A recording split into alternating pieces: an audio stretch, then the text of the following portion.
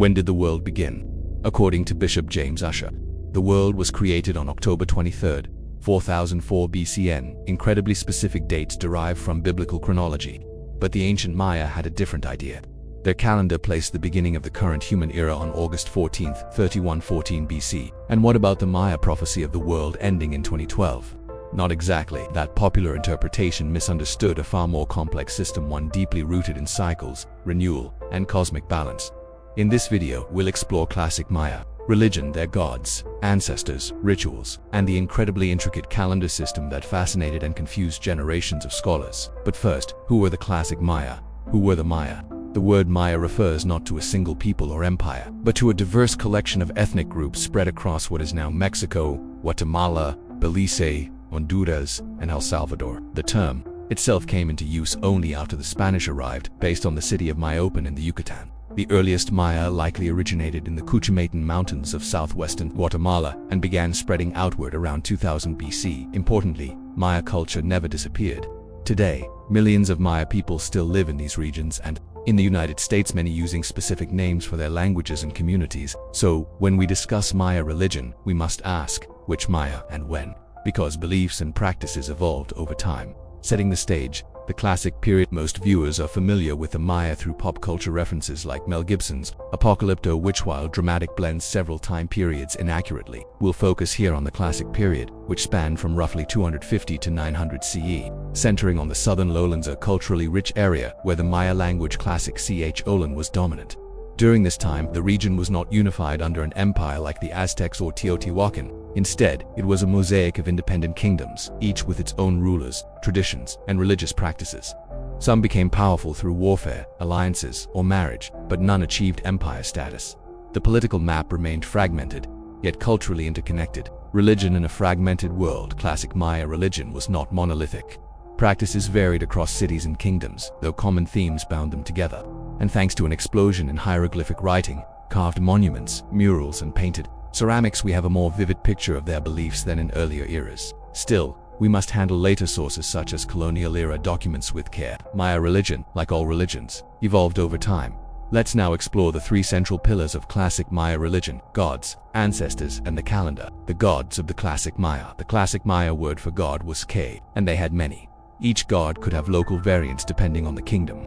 Early scholars knew little about them. So in 1910, anthropologist Paul Schellhas created a classification system labeling unknown deities A through P. Some of those labels are still used today. Though many gods are now known by proper names, prominent deities included Kinuch Ajah, the radiant sun god Chaac, the powerful rain god Kaoil, the god of lightning Han Hunapu, or the maize god, deeply symbolic of life, death, and rebirth. While female deities existed, like the moon goddess, they were depicted less frequently in classic Maya art and writing. The myth of the maize god, one of the most detailed Maya myths, revolves around the death and resurrection of the maize god. As the story goes, the maize god dies and journeys to the underworld in a canoe ruled by a dark deity known to us only as God El. His twin sons descend to rescue him and resurrect him as a maize plant. In a symbolic act of triumph, the god and his sons humiliate God El, kicking him and stripping him of his garments. It's more than a story. This myth mirrors the maize life cycle, essential to Maya survival: planting, death, regeneration. It's agriculture told through divine drama. Rulers as living gods. Maya rulers didn't just worship the gods, they became them. Through elaborate impersonation ceremonies, kings and courtiers donned divine regalia, reenacting mythical scenes in ritual performances. One famous example from the city of Palenque shows a king assuming the identity of a deity known as G1, while a noble impersonates the principal bird deity. Together, they dramatize the crowning of G1, symbolically crowning the king himself as a divine lord. This blending of myth and monarchy reinforced the sacred nature of Maya kingship, ancestors, calendars, and cosmic order. The Maya believed that ancestors lived on and played an active role in the lives of the living. Royal tombs, ancestor shrines, and rituals aimed to honor and communicate with the dead, maintaining cosmic harmony. Their famous calendar system reflected this belief in cycles and cosmic order. It wasn't just about tracking time, it was a spiritual framework linking human events to the movements of the stars and the divine. Contrary to doomsday theories, The so-called end of the world in 2012 marked the close of a great cycle, not a final reckoning. It was meant to be a moment of renewal, not destruction. Imagine the political and social significance of your ruler literally impersonating one of your gods. The identities of classic Maya gods were fluid. Sometimes they were depicted with more animal-like features, sometimes with more human-like features. Some scholarship proposed that, like the Aztec concept of Teot, the Maya word for god actually doesn't mean God in the traditional sense, but instead refers to a kind of impersonal natural energy. Often different Maya gods were merely manifestations. Other scholars have noted, however, that classic Maya hieroglyphs inscriptions treat this word as a noun that refers to specific beings rather than a more abstract divine principle. Such debate is ongoing. In many cases, these individual gods were supernatural patrons to certain communities, noted like the patron gods of the Andean Mediterranean world, Athena for the city of Athens, for example, and while different kingdoms often recognize similar or identical patron gods, each had its own unique combination. Effigies of these local patrons were housed in temples, fed on incense, food and drink, and ritually bathed and dressed birulas and priests. This temple, a palenque for example, today known as the of the cross, was in fact a templato, the palenque patron god G1. The pyramid-shaped platform represents a mountain, while the structure here on top contains a small inner shrine called a pibna, or underground house. Here G1 was believed to sleep between ritual occasions. Other palenque inscriptions describe how G1 and his fellow patron gods received periodic gifts of clothing and adornments.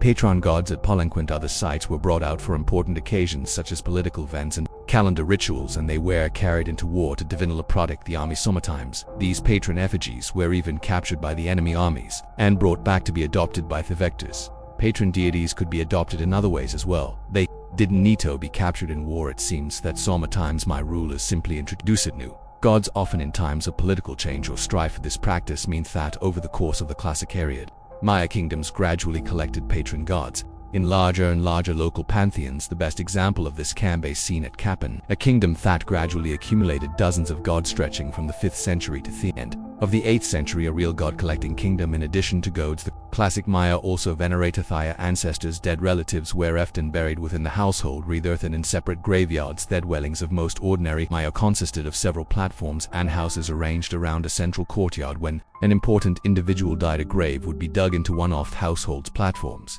The platform itself would then be enlarged and a new wooden structure built on top. Over time, each household would accumulate several graves of its most important ancestors. Just imagine that, literally living on top of generations of your ancestors would intimately tie your living family to that household location, and on a societal scale, it served as a reminder to the entire community about your ancestral rights to that land and its resourcement. Rulers followed a similar practice, but on a much grander scale.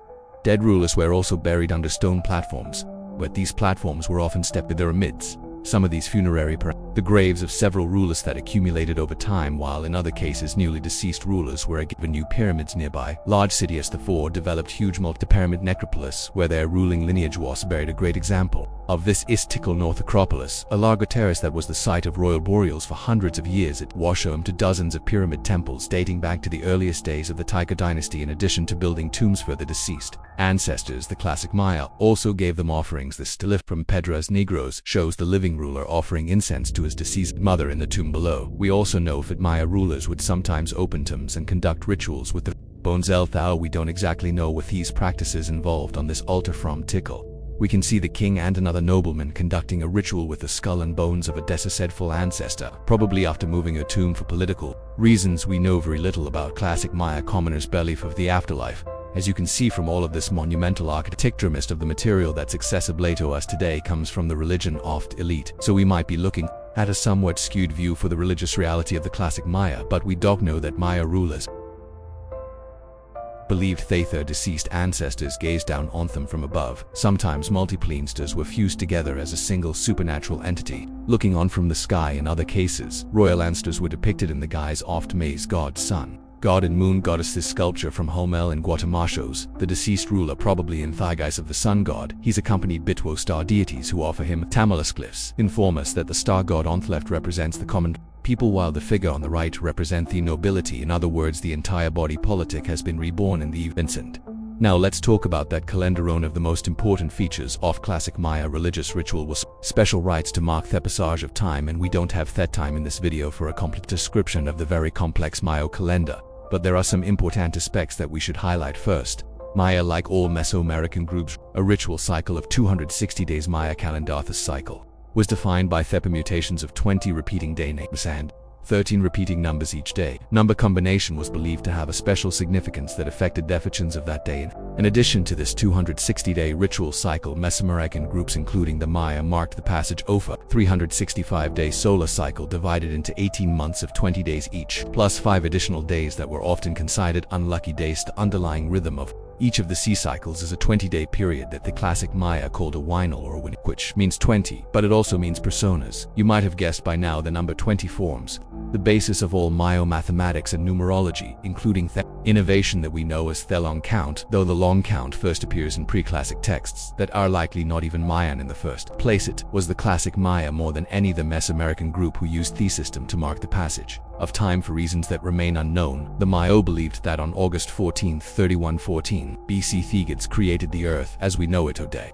Now the Maya believed that Thegids also did plenty of other things before this date, so this was not the beginning of time itself, merely the beginning of the human era. In fact, there's still some debate about the exact day in August, not because the Maya themselves were unclear about it, but because scholars are still debating exactly how the Maya calendar lines up our own calendar. And for the scholars and superfans in the audience here, we're using the 584,286 correlationer, the GMT +1 advocated by the scholars Simon Martin and Joel Skidmore. Source here on screen now. You know, time was divided into units of different sizes. The smallest unit was the day. 20 days made a month or a week. 18 months made a year or a hob. 20 years made a winning cob, also known to scholars today by its post-classic Namath Katan, and 20 winnicabs made a Bacton, a period of 400 years. The Maya used said the long count to measure time since it 80, so by counting backwards in team using the Maya long count we abbreviate the date of creation, 3114 BC. It was in this date that the Maya believed Thathoth emerged from a dark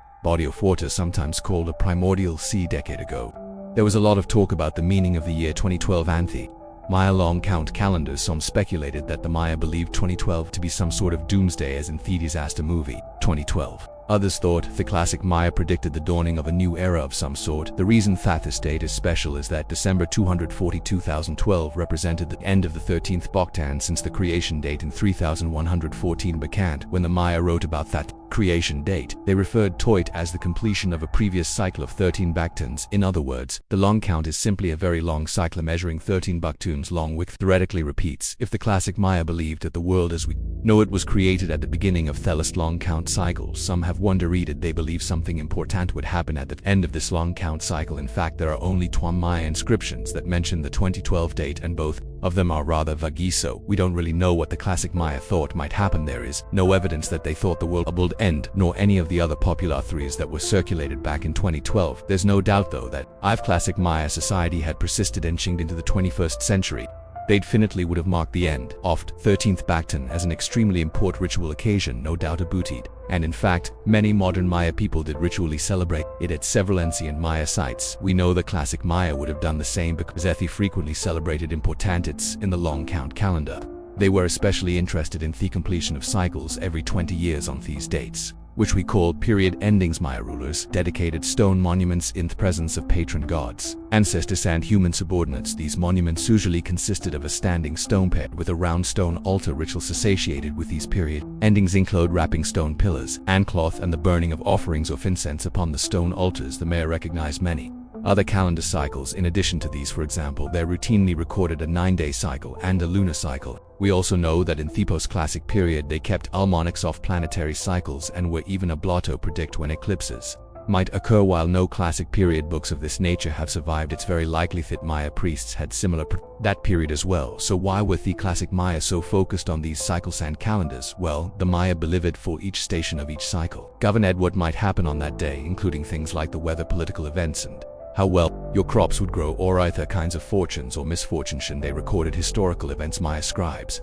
were careful to contextualize them within these cycles, looking for parallels with past and future events. This is how the Maya made of the seemingly random and unpredictable nature of daily life in human history by ordering it within multiple and overlapping cycles of time. So far we've talked about 3 kinds of Maya religious practice: the veneration, human sacrifice of gods, the veneration of ancestors, and the marking of cycles of time. But Manyoff, you have probably also heard about their practice of human sacrifice, where Ritos this come in the movie Apocalyptic makes it seem as though the Maya sacrificed people on a massive scale, terrorizing the countryside for the sole purpose of feeding their gods.